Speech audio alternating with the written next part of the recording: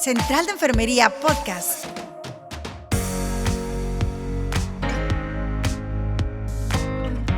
Hola, ¿qué tal? Muy buen día a todas. Mitzi, Luz, gracias por estar aquí en Central de Enfermería Podcast Oficial. Un capítulo más, hoy con una invitada de lujo, Luz. ¿Qué tal el calorcito? Bastante calor. El tráfico. El tráfico de la ciudad, impresionante. El calorcito, híjoles, para los que no somos del team calor, lo vamos a sufrir. Creo que va a venir un verano muy feo.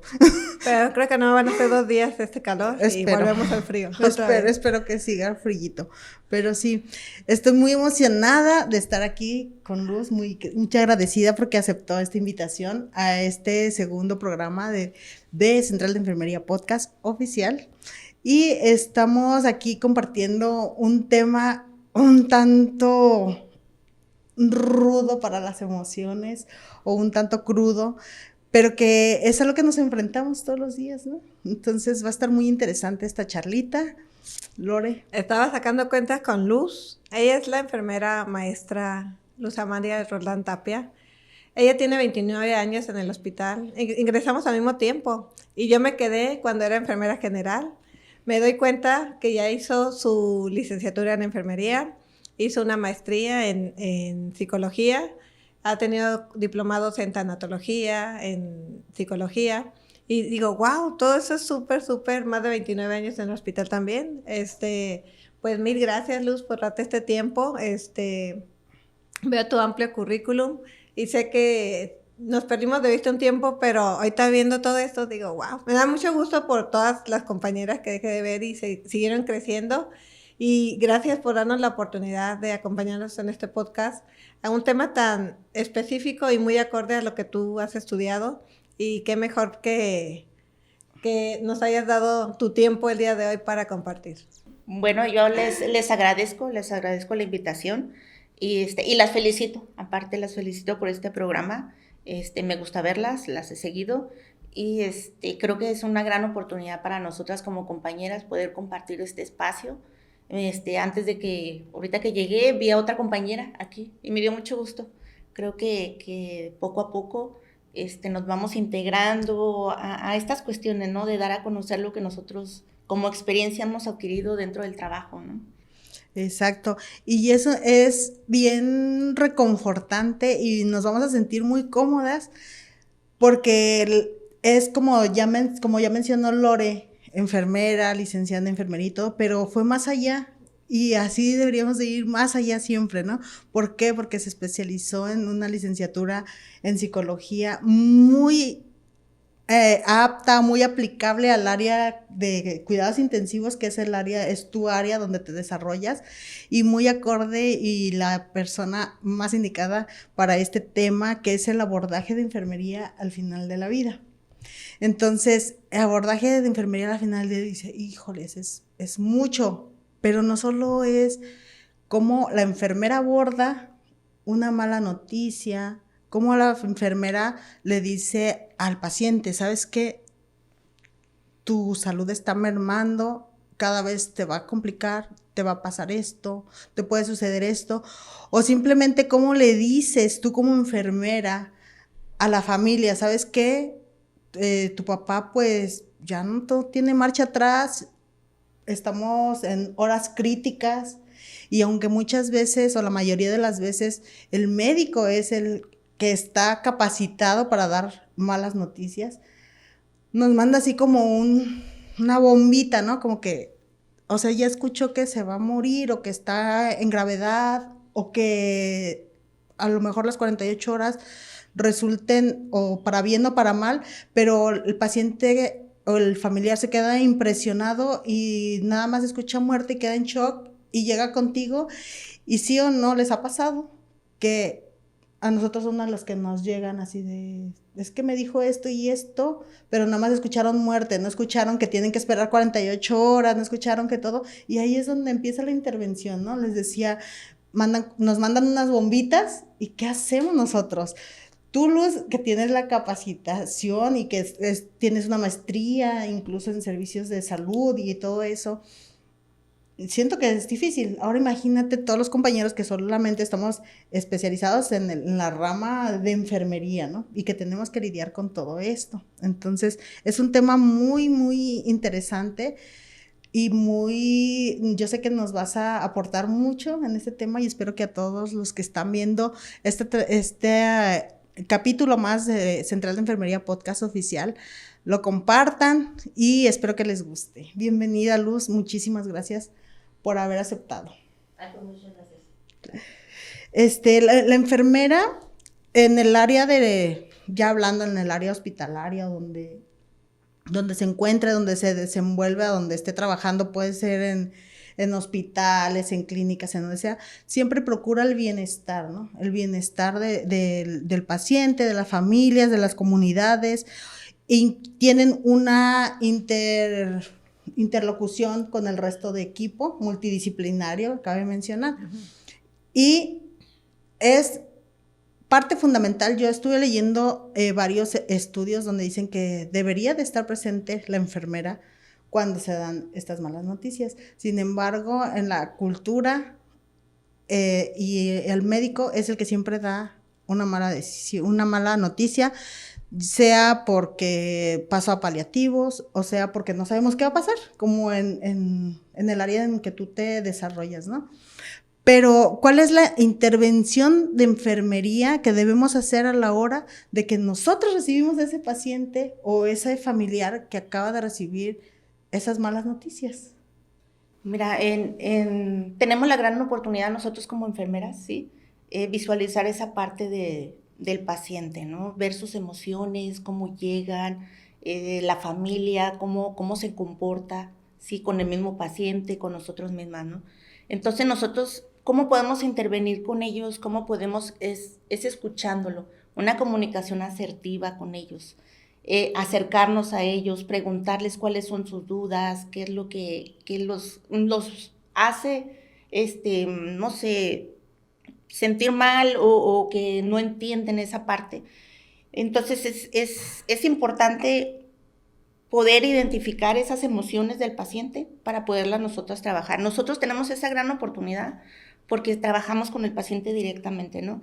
Acabas de decir ahorita, el que da la noticia es el médico la da, pero ¿por qué no acompañar al médico? ¿Por qué?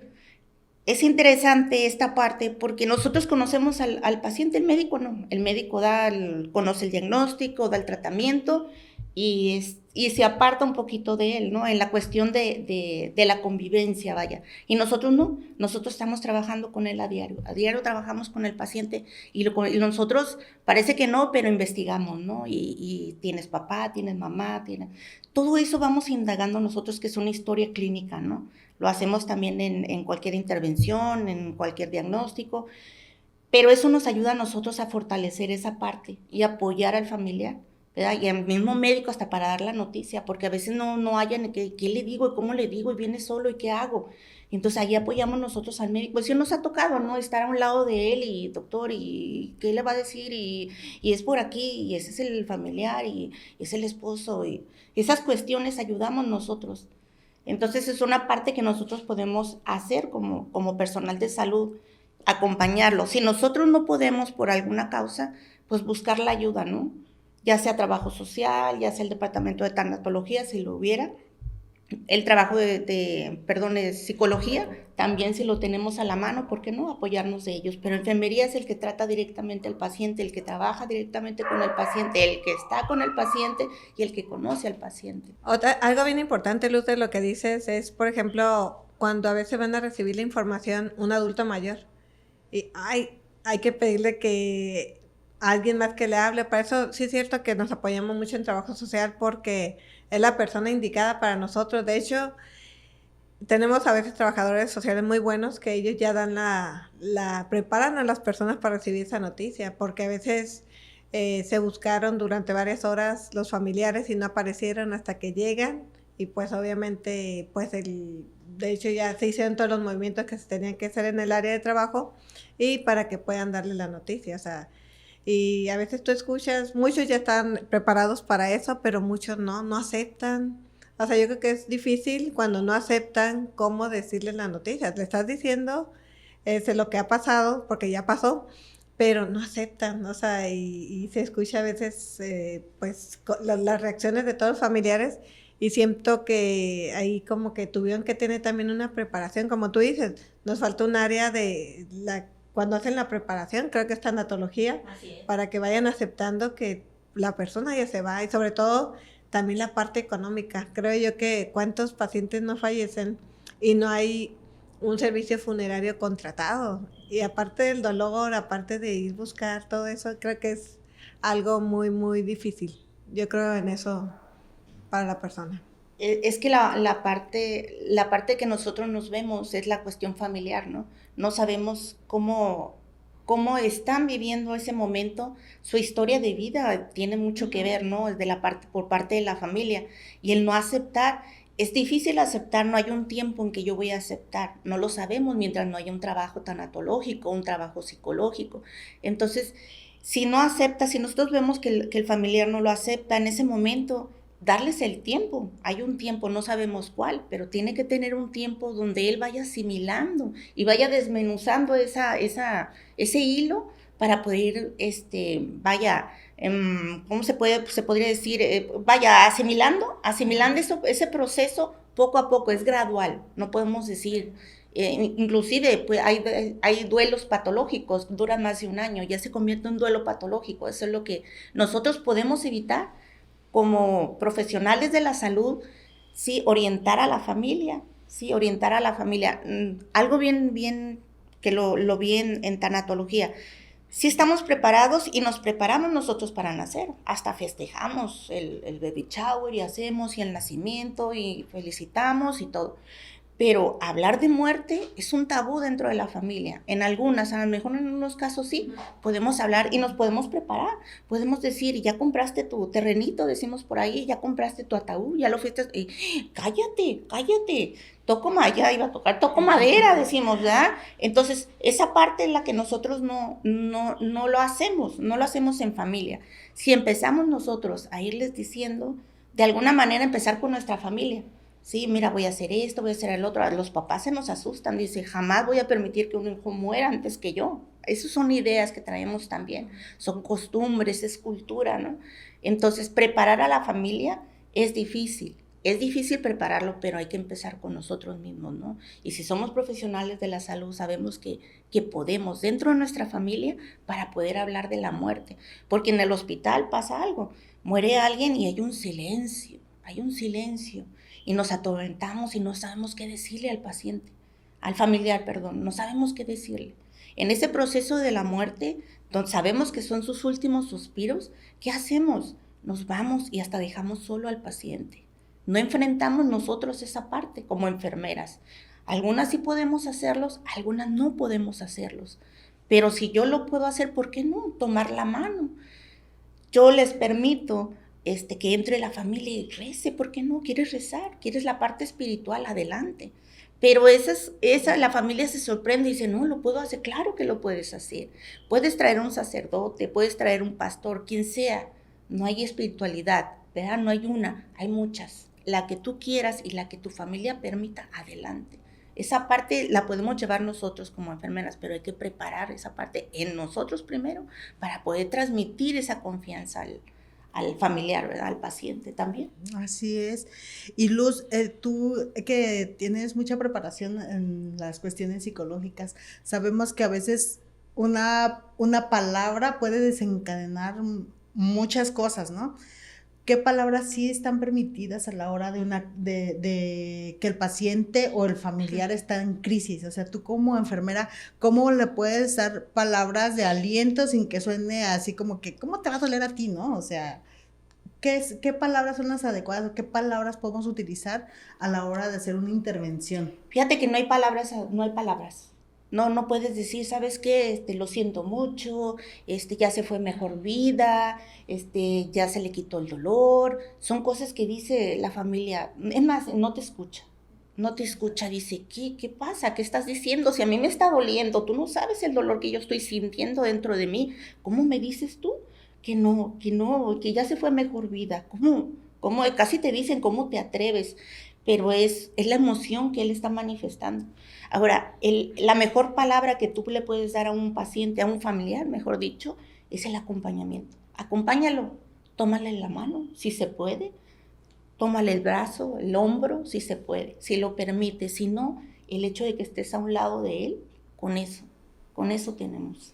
Yo creo que de las partes más difíciles es cuando están en negación.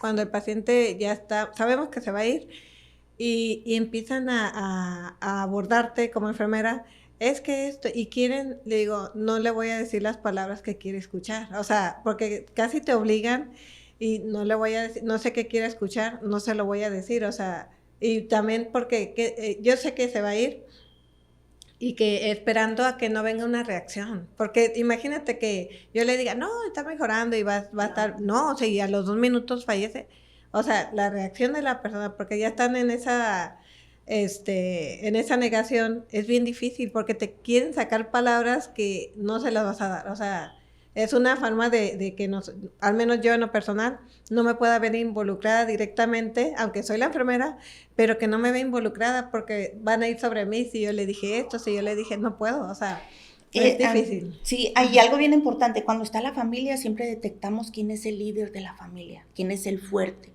¿sí? Y siempre hay que apoyarnos de él, ¿sí? Si ves que el hijo es el que da la fortaleza, y apóyate en él para que pueda apoyar al otro familiar, al hermano, al papá, sí, que lo pueda contener un poco, porque lo conoce, porque sabe el dolor que está sufriendo el otro familiar, entonces que lo pueda contener. Nosotros no podemos mentir, no se debe de mentir, ¿sí? Se hace lo humanamente posible, se le está dando todo su tratamiento, no le hace falta ningún tratamiento, ¿sí? Y se está llevando a cabo al pie de la letra el tratamiento, ¿sí? No podemos decir más no podemos, no debemos, como digo, mentir, no, es lo último que se podría hacer, mentir. Aceptar, nosotros vamos a aceptar también, ¿verdad? De que el paciente se está yendo, el paciente va a morir, tiene todo su proceso, igual como el médico, ¿sí? Igual el familiar, pero el dolor es de ellos. El dolor no es el de nosotros, no se puede comparar el dolor de ellos con el de nosotros. Y ahí viene otro cuestionamiento. A mí en lo particular, por el área en el que me encuentro, que es en oncología pediátrica, pues tengo niños por 2 años, 3 años, y que siguen en vigilancia por mucho tiempo y que inclusive ya los veo de grandes, ¿no? Siendo papás o así. Y ocurre lo contrario, que pues no terminaron su tratamiento, pero que sí los tuve esos 2 años y que los conozco y que conozco a las familias. Entonces, ¿cómo dar? Hasta cierto punto yo digo, se vuelven, ellos te ven a ti como parte de la familia, a grado de que ha habido ocasiones en que aunque tenemos un comité de paliativos y que se dan todos los cuidados en casa y que se ayuda a que el paciente se despida con su familia y muera en casa y todo, hay personas que dicen, no, o sea, es que, ¿cómo voy a estar allá solo? Ustedes son mis familias y yo quiero que sea en el hospital.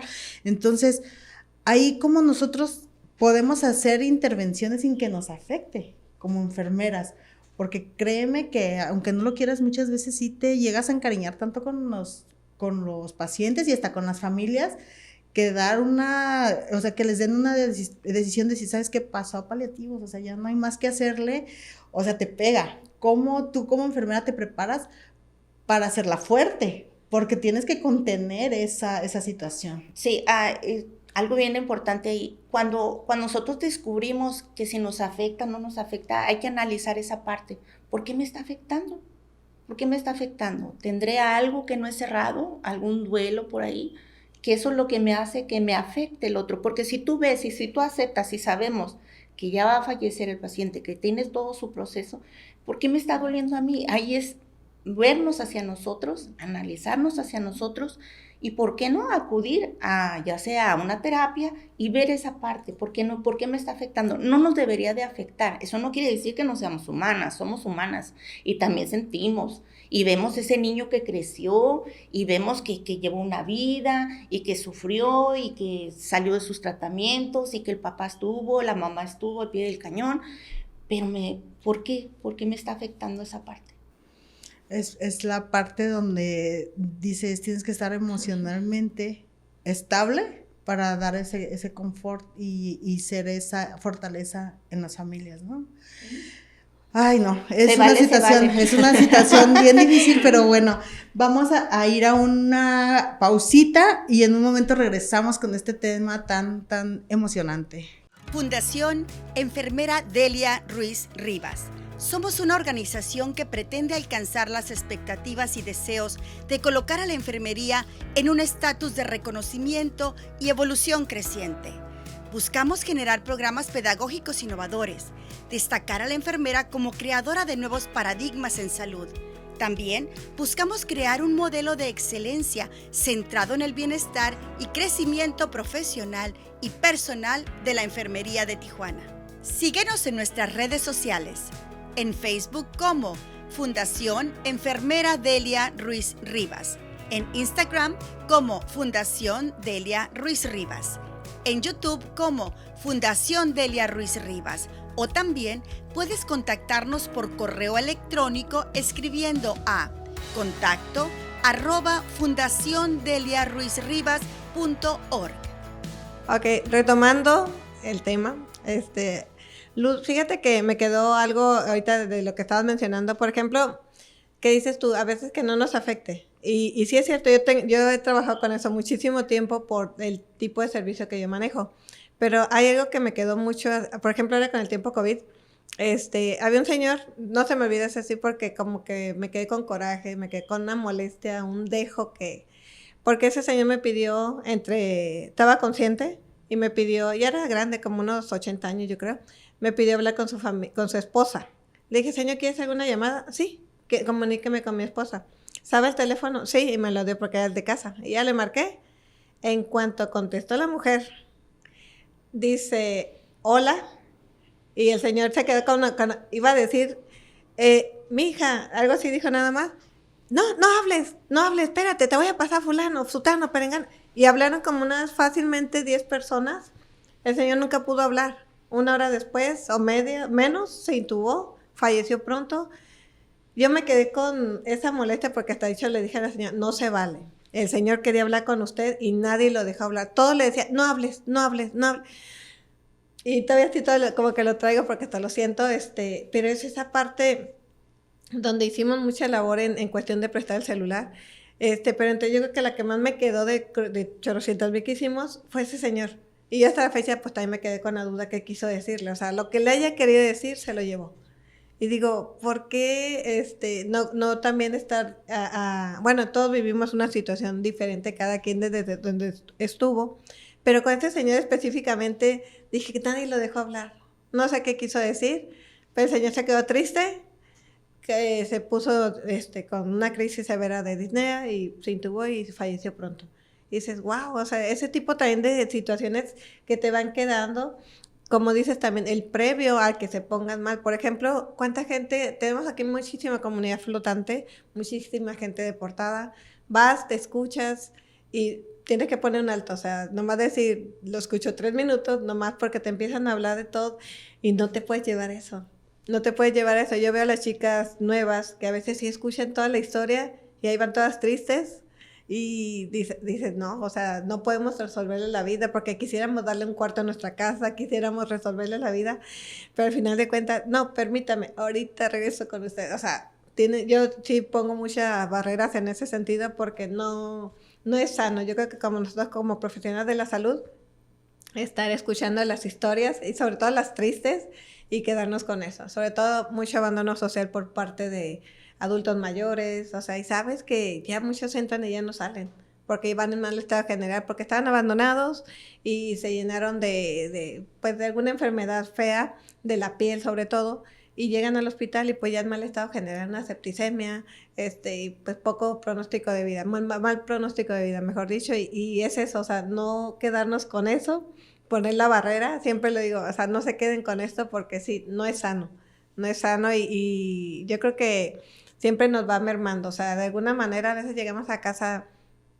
wow, pasó esto, o sea, y siempre cuentas lo más triste así como que, y te lo llevas, pero tienes que soltar porque pues no es sano para nosotros, ¿no? Yo creo que siempre la preparación emocional cuenta muchísimo. y por parte de nosotros, ¿no? Algo bien interesante que ahorita comentaste es, y no llevármelo, pero cuando el paciente quiere hablar y hablar y hablar y hablar, ¿qué nos denota ahí? ¿Qué nos dice el paciente? ¿Necesita ayuda? Está pidiendo ayuda, no sabe cómo, pero le está pidiendo. Si nosotros los dejamos hablar y los escuchamos y les permitimos, vamos a encontrar la manera de poderle ofrecer esa ayuda. ¿En qué? Podemos canalizarlo, no sé, trabajo social, buscar otra manera de que reciba esa ayuda que él está pidiendo a gritos inconscientemente, trae algo que no sabe, porque el paciente a veces no sabe, ¿no? No sabe qué es lo que trae, qué es lo que siente, y entonces busca la ayuda. Te digo porque me pasó a mí hace poquito, en una cuestión de que estaba en el mercado y una persona me vio de enfermera, vestida de blanco, me dijo de enfermera, sí. Duré 1 hora y media hablando con ella y me platicó toda su vida, toda su vida. Cuando vi la hora dije, wow, ¿qué quería? Al último salió que tenía un problema con su hermana de cáncer, no me lo dijo hasta el final, de cáncer, quería la atención, cómo podía llegar al hospital, le dije cómo, la dirección, no, cómo la canalicé y pasó. Pero me dijo primero otra cuestión hasta que llegamos, que me comentó de su hermana, y llegamos a eso, que ocupaba la ayuda médica, ¿no? La ayuda, cómo hacerle, porque no eran de aquí, eran de Monterrey. Entonces, ¿qué hacer? Y dije yo, wow, 1 hora y media para poderla canalizar. ¿Por qué? Porque no saben cómo llegar a pedir la ayuda, ¿no? Exacto. Y como dice Lore, por las circunstancias o por las áreas, a veces tenemos el tiempo, a veces no. O sea, yo, por ejemplo, arriba con mis pacientes, pues a lo mucho nos tocan 3 pacientes, ¿no? Y aunque tienen un chorro de cosas que hacerles, a veces te piden una intervención los familiares y pues te das el tiempo, ¿no? Espéreme, voy a hacer esto y ahorita regreso, y como que les das la atención, ¿no? Pero, por ejemplo, Lore en un área de urgencia, donde es la encargada, donde tiene un montón de compañeros a cargo y aparte 70 pacientes, ¿cuándo escuchas a todos, no? Pero sí, o sea, darnos esa oportunidad al menos de descubrir qué es lo que el paciente quiere. Y es válido no llevarte nada a casa, es claro que eso es súper válido. Y muchas veces he escuchado, es que las enfermeras son bien insensibles, ya no sienten. O sea, pero ¿cuántas veces te has ido a tu casa o has ido manejando y llorando por la circunstancia que viviste en el trabajo? O sea, siendo honestas, a todos nos ha pasado que dices, es que esto no debió pasar, le hubiera ido mejor si esto, o hubiera pasado esto, y te lo llevas, pero te toca ser la fuerte, te toca ser la fortaleza en esa familia, en esa madre que acaba de perder a su hijo único, porque aparte ya no puede tener más hijos. O sea, te topas con diversas situaciones y no te toca ser la fuerte y dar esa contención en ese momento, pero no por eso no eres eres una insensible que ya no siente o que le da igual si se muere o no se muere, ¿no? Y como esas cosas o como ese tipo de noticias, pues también vienen más noticias malas que no necesariamente son, que ya se va a morir. Viene simplemente cuando una persona empieza a vivir un duelo de la pérdida de salud. Porque un duelo no nada más es de muerte, un duelo es porque perdió su salud, por diversas circunstancias, pero tú como psicóloga, como maestra en psicóloga, y aparte que te ha tocado estar en esta área de enfermería, de cuidados críticos, donde a veces no dejan pasar, por ejemplo, al familiar, porque es un área muy restringida y eso, y que ves las necesidades de los pacientes, ¿cuál sería el entorno ideal para dar una mala noticia sin que digan, no, es que eres insensible, es que esto, es que el otro, no? Porque a veces me ha tocado cada circunstancia que digo, es que así no era, así no era. Debe de ser un área cómoda, un área apartada. O sea, ¿cuál es el entorno de una mala noticia? ¿Cuál sería el panorama ideal para darla? Pues siempre teniendo al familiar cómodo, en un área muy aparte de donde se encuentran todo ruido que tenemos en la UCI o en otras urgencias, que no se diga, que el personal anda de un lado para otro. Sí, tener un espacio donde tú puedas sentar al familiar para poder darle esa noticia, ¿no? siempre pedimos el acompañamiento del familiar, alguien que esté, no nomás una sola persona, los más que se puedan de familia que estén ahí reciban la noticia, ¿sí? Para saber esa contención, qué podemos hacer ahí. Inclusive tú los puedes apartar, darle la noticia y dejarlos en privado a ellos ahí. Nosotros no tenemos esa área en el hospital, no la tenemos y es muy necesaria. Cuando, no sé si se recuerdan un espacio que había donde en la planta baja, sí, había un espacio donde podían estar los familiares, ¿te tocó? Era como Ajá, una capilla, ¿no? sí, una pequeña capilla. Inclusive nosotros en la UCI los mandamos al médico ahí a que viera la noticia. No creas que sí agradaba mucho por el espacio, pero es una parte que el familiar puede llorar, puede gritar, puede quedarse callado, sentado, rezando. Son muchas cosas que nosotros no sabemos cómo va a reaccionar la familia, ¿no? Inclusive si no los llevas a un lugar seguro, ellos salen corriendo por la noticia y no sabes en qué puede acabar eso, ¿verdad? Esa parte, esa información o eso lo que recibieron ellos, cómo terminan en la familia. Y termina siendo a veces el familiar otro paciente. Así es. Porque tienes que dar contención en crisis. ¿Cómo lo haces? Híjole, la intervención de crisis es un proceso que se puede hacer. Se tiene que capacitar la persona para hacer esa intervención. ¿Por qué? Porque sabemos que la persona tiene miles de formas de reaccionar. Nosotros reaccionamos de miles de maneras. Ahorita pues estamos tranquilas, pero nos dicen algo y reaccionamos, ¿no? A lo mejor tú de una manera, tú de otra, yo de otra. Pero al recibir la noticia, sabemos nosotros que es algo temporal, ¿no? Es una noticia que es temporal y que está desorganizada, no la sabemos, así la sentimos, una crisis, ¿no? Pero ¿qué hacemos ahí o cómo manejamos esa crisis? Escuchando, vamos a escuchar qué tiene, qué quiere decir esa persona. Escúchala, a lo mejor ella está bloqueada, no ha entendido, a lo mejor ni te escuchó, es lo más seguro, no te escuchó, pero sí reaccionamos, ¿sí? Y nublamos esa parte de la mala noticia o esa crisis y no sabemos cómo reaccionar. Inclusive hasta al final te dicen, ¿y qué dijo? Y pues es que no entendí. Pero si estuviste llorando, estuviste atento, gritaste, pero no entendí esa parte. Entonces asimilar ese proceso te lleva tiempo. Es complicado, pero pues no podemos nosotros dejarlos solos en ese momento al familiar. A las personas que estén ahí en grupo o si están solos, no podemos dejarlos solos. Busquemos a alguien que pueda apoyarnos a nosotros. Si nosotros no podemos, alejarnos de ahí, pero siempre dejando a alguien. No podemos dejarlos solos porque no sabemos qué va a hacer, qué reacción van a tener ellos en su persona, en hacerse daño, inclusive hasta las mismas personas pelear, alzar la voz y hacer otro tipo de cosas. Pero la intervención de crisis es un proceso, son pasos que se llevan, no dejar solo al paciente, al familiar, escucharlos, ¿sí? Uh-huh. Mucha labor. Y sí, es mucha labor Sí.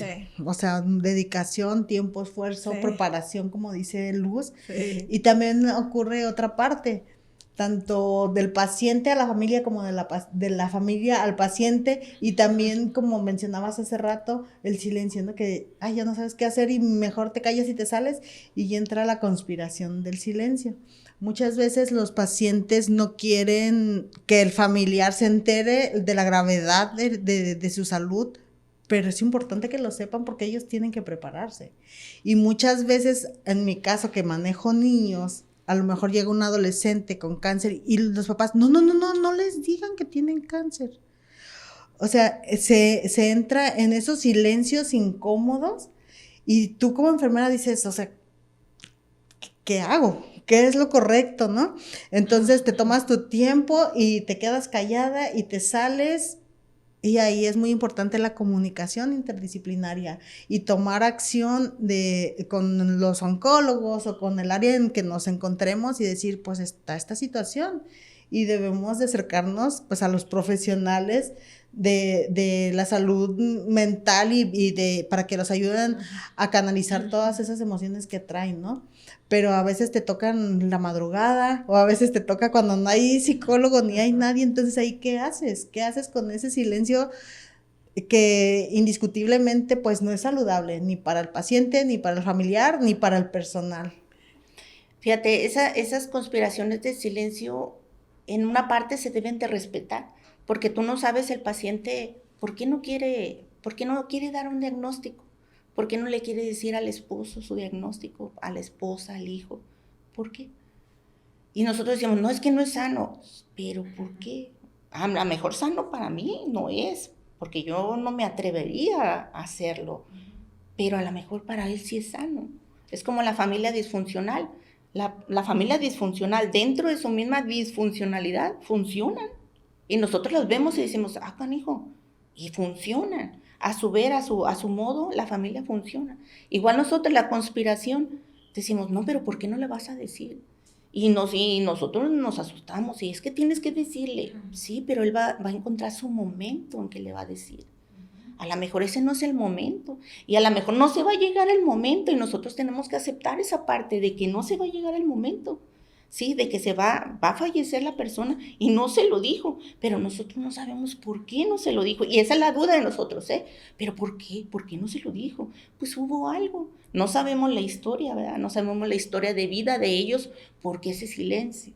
Ahora, si nosotros indagamos y sabemos que porque a lo mejor hubo un abandono previo, a lo mejor hubo un divorcio, una separación, me engañó, me dijo, y por eso no se lo voy a decir. Puede ser, pero tú no lo sabes, ni yo. Y después sale, es que fíjese que yo lo abandoné hace 3 años y me dolió y regresé, y pues por eso guardo silencio. Por eso, pero no sabemos esa parte. Entonces hay que respetar. Respetar el silencio, no llevárnoslo nosotros, porque el que decide no dar la información al familiar son ellos. Imagínate que dime, y el familiar, y pues no, ¿verdad? No vamos a permitir que agreda al propio paciente, ¿no? Dímelo, y doctor, dígamelo, pero el doctor tiene que respetar la decisión del paciente. Ahora, estamos hablando de un niño, ustedes lo manejan diferente en hongo, ¿no? O sea, la conspiración del silencio existe también en los niños, pero hay que saberlo cómo manejarlo en los niños. Al niño lo puedes interpretar con un dibujo, lo puedes interpretar con muñecos, y hacerles una historia, ¿no? Y el niño va a decir, están hablando de mí, porque el niño lo entiende. Están hablando de mí. Entonces yo soy el que estoy enfermo, ¿verdad? Te ha tocado. Y el papá, no, pero te vas a curar. Pues sí, a lo mejor sí, en su tiempo. A lo mejor no sabemos. Pero ahí está en la conspiración del silencio. Pero respetar esa parte. Así es, así cuando se hace un comentario de ese tipo, es que lo tienen que vivir. O sea, porque todos, no, yo le hubiera dicho, yo le hubiera hecho. No, es que lo tienen que vivir. O sea, cualquier situación lo tienen que vivir. Yo creo que pacientes adultos es la parte donde a la esposa o con la que vive ahorita. O sea, sí. Y ahí es cuando reflejas muchas cosas, así como tú a veces ves a los pacientes mal y nada más va a entrar fulano de tal. Y él da un nombre, el paciente o mujer. Uh-huh. Bueno, más bien que generalmente este nombre, nada más quiero que venga fulano de tal, hombre o mujer. O sea, y ahí te haces un... Uh-huh. ¿Por qué? Si se las sí, cosas, sí. no quiere al hijo. Sí, ajá. Nosotros volteamos a ver, ¿conoces a aquella persona? Sí, no, ok. Y a ver, Poli, cuídame aquí. O sea, son situaciones difíciles, inclusive aunque estén ya sabemos que ya tienen daño cerebral y ya se van, pero a veces los pleitos familiares de este lado tenemos que cuidar, porque sí me preocupa que alguien vaya a hacer algo de más, ¿no? Y tenemos que cuidar mucho eso ahí, en ese momento. Y pues yo creo que cada quien tiene una historia, siempre lo he dicho, todos, tanto adultos mayores como jóvenes, todos tenemos una historia, y pues no, a veces no indagamos más que lo que estamos viendo ahí, lo que tenemos presente, un ser humano enfermo o lesionado, y pues no hay más. A veces no se presta a veces el tiempo, el espacio como para un buen interrogatorio, ¿no? Pero hay compañeras que sí tienen mucha habilidad. No, y tienen una habilidad. No, yo decía antes, cuando uno inició la profesión decía, perdón, lo voy a decir coloquialmente, no, qué chismosa, decía yo, qué chismosa. Ay, mi compañera. Pero no, hoy veo y digo, no es cierto, ese concepto, eso que yo, es una virtud, pero si lo hacemos para bien, eso, y podemos ayudar al otro, qué maravilla, decía yo. Y ahora digo, se me hace bien chistoso porque ahora ya indago, ¿no? Y ¿cuántos soy? ¿Tienes hijos? Y ya empiezo yo y tengo así tiempo, ¿no? De que estoy indagando y ahora sí mis historias clínicas, ¿no? Y ay, empiezo. Y digo, eso era el saber más del paciente, el poder. Si tú sabes más del paciente, más lo ayudas. Si no sabemos del paciente, pues no lo ayudamos, ¿no? Es como el médico diagnostica y se va y está enfermo del riñón, el riñón actúa, ¿verdad? Y trabaja sobre el riñón y hasta ahí. Pero no sabemos qué siente el paciente porque su riñón está enfermo. Eso no lo sabe el médico, ¿verdad? Porque no lo expresa el paciente. El médico a lo mejor no pregunta, ¿verdad? Nomás, ¿tiene dolor? No, no tengo dolor. Pero pues sí, me siento mal porque tengo un riñón, me están hemodializando y, o sea, eso de parte no, más que nosotros lo escuchamos, ¿verdad? Somos nosotros las que escuchamos. Sí, Esa parte. Muy cierto. Somos el confesionario de Sí, los pacientes. sí. Y es bien interesante porque yo decía, te platican y, ay, yo más me entretengo, güey, me entretengo y digo, con ganas de tener más tiempo y sí, espéreme tantito y de verdad, y lo comentaste tú, a veces no hay tiempo. Hoy me tocó mi paciente que está en UCI y llegó el familiar. Y no pude platicar con ella, y ahora sí soy bien chismosa, no pude platicar con ella. Entonces, ¿qué hice? Nomás me acerqué, ¿cómo estás? Le dije, ¿me trajiste lo que dijiste? Y luego me dice, sí, échamelo. Le dije, dámelo para dárselo al paciente, acomodarlo y todo. Y me lo dio y lo pasé y todo. Fue todo lo que hice con ella. Y a mí me hizo falta así como decirle, fíjate que le hicieron un estudio, el resultado lo tiene el médico y tal. No lo dije, me hizo falta decir, pero no hay tiempo. Exactamente. Y así en todas las áreas, en unas más notorio que otras, y a lo mejor ahí en UCI por el corto tiempo que les permiten a los pacientes, pues te dices, oye, o lo aspiro o le cuento qué hicimos, ¿no? Entonces, pues ves siempre prioridades y siempre te enfocas en las cosas pues más importantes.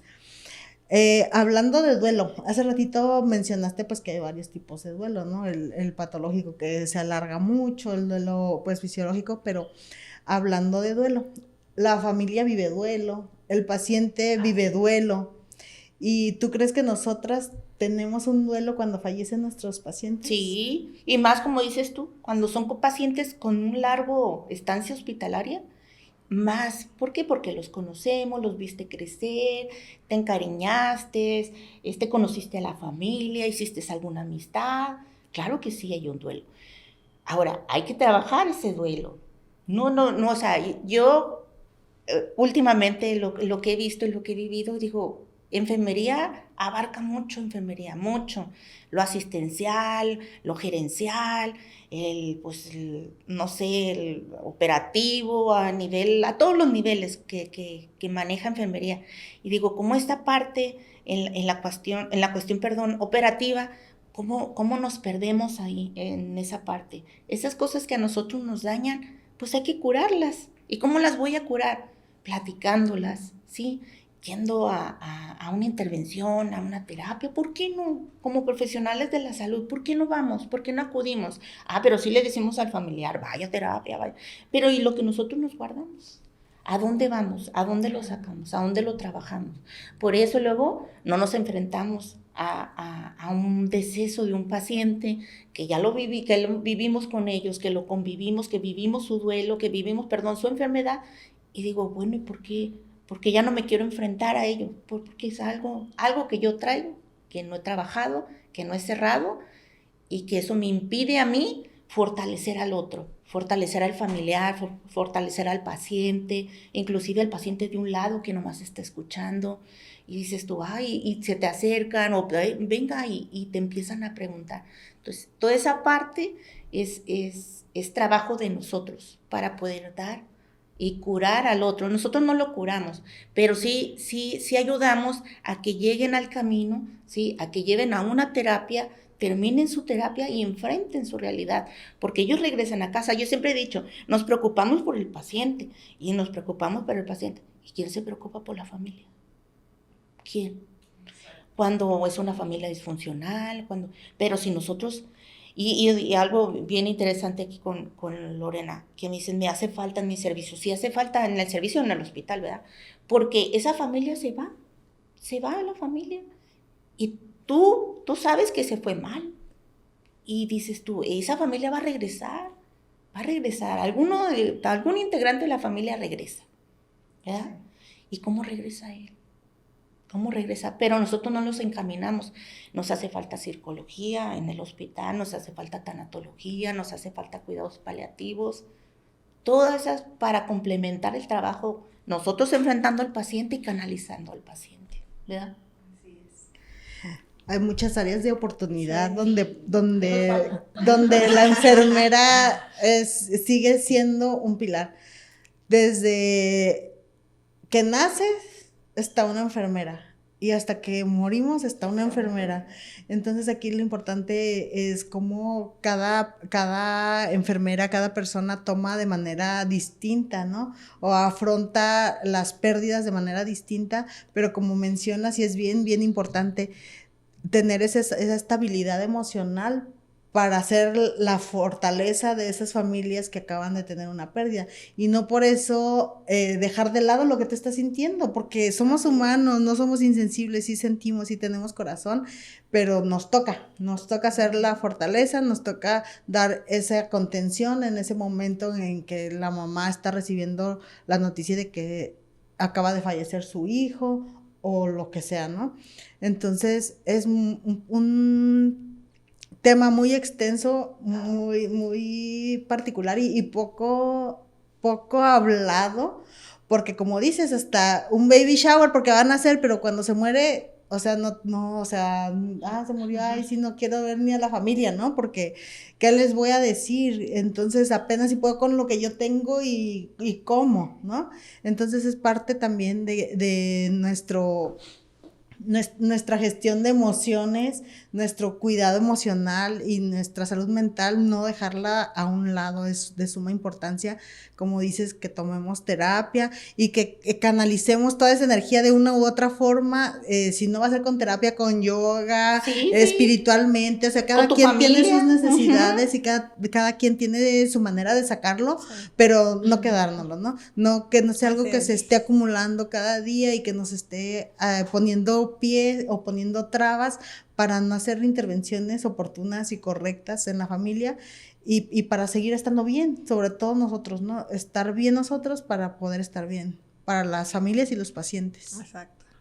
Sí, siempre que te vean enterita. Yo siempre he creído en eso, que si te empiezan a contar algo triste, no empieces a que se te apague la mirada, que Ándale, toda sí. triste, porque sí, a veces Sí. si te agarran con la guardia baja, pierdes, o sea, porque si ya vas con la congoja y todo, y dices, es que no puedo ayudar, o sea, no puedo, o sea, por más que quieras, porque qué más diría, ay, un cuartito en mi casa, pero no puedes con el mundo, o sea, siempre le he dicho, es demasiada gente que viene, demasiada necesidad, demasiada, pues van gente obviamente con mucha, sin ni siquiera gente que vive en condición de calle, o sea, y wow, todo eso te va quedando. Y así como que, ay, no, se hace lo que se puede. Todos los que se van a ir en la mañana, por ejemplo, simplemente no se vayan, quédense a desayunar y se van. Y sí, ya se van los pacientes, porque sabemos que van mal, con hambre, con alguna lesión, con eso. Y todo eso te va, a mí yo creo que lo que más me afecta, más que este tipo, es, por ejemplo, en tipo de frío, que pasen frío. O sea, yo creo que eso me queda así y hago cosas para ayudar a ciertas personas, pero no puedo con todas. Y me queda esa... Pero es un granito, Lorena, y se Sí, ve, es así como con lo que me quedo, yo creo que todo, si tú me preguntas así de situaciones, más que de, que están agonizando las personas, el que tengan frío. No sé por qué en eso me he enfocado, así como que se ha convertido en una parte interesante para mí, porque sí, no me debo de preocupar, porque no puedo con el mundo, no puedo, sí pido ayuda, pero aún así es falta, o sea, ni modo, o sea, no podemos contra todos. Y ahorita han hecho un poquito más por parte de las autoridades, pero igual, volviendo a todo esto, es esa parte, siempre el estar preocupada que por lo menos sí sepan que no tengan frío. Yo creo que hasta en eso me quedo, con todo esto. No me queda ahorita más que comentar con todo esto. Esto es un tema súper interesante, es para muchas horas de tiempo. Qué bueno que estudiaste todo esto y que nos compartiste el día de hoy aquí en este podcast. Te agradezco muchísimo. No, ustedes. ¿Tú algo que quieras agregar, Mitzi? Sí, miren, esta charla se dio porque me encontró, es fan de nosotras, que siguió todos los 8 capítulos y dice, ya me hicieron más, y yo, ¿quieres participar? Dice, sí, y yo, ay, sí, muy encantada de la vida, que hayas aceptado, que estés aquí, que nos hayas aportado tanto, porque como te digo, o sea, tenemos la preparación para estar con el paciente, pero a veces las palabras y las emociones y todo juegan un papel y bien importante en las decisiones, en las cosas que hacemos y en las acciones que tomamos para el beneficio de nuestros pacientes, ¿no? Entonces, para mí es un gustazo que hayas participado con nosotras en esta segunda temporada de Central de Enfermería Podcast Oficial. Por favor, sigan nuestra página, compártanla cuando salga este capítulo, compártanlo. Yo sé que a muchas personas les va a quedar así como, quería más, porque yo sé que está interesante todo este tema, pero no, en serio, muy, muy agradecida de que hayas aceptado estar en este capítulo del podcast. En esta nueva temporada. Gracias, Luz. Gracias a ustedes. Y pues nos despedimos y esperamos que vean el siguiente episodio. Recuerden que tenemos muchos invitados, así como Luz, con participaciones muy especiales. Y pues sin más que decir, nos despedimos y esperemos que compartan mucho, compartan en YouTube la página oficial Central de Enfermería Podcast Oficial. Gracias. Gracias.